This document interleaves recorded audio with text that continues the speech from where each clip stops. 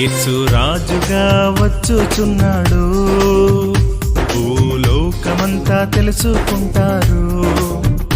యేసు రాజుగా వచ్చుచున్నాడు, భూలోకమంతా తెలుసుకుంటారు.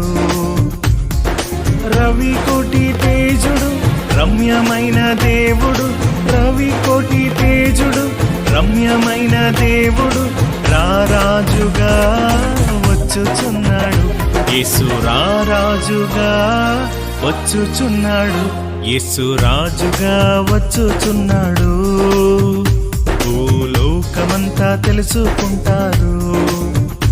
యేసు రాజుగా వచ్చుచున్నాడు, భూలోకమంతా తెలుసుకుంటారు.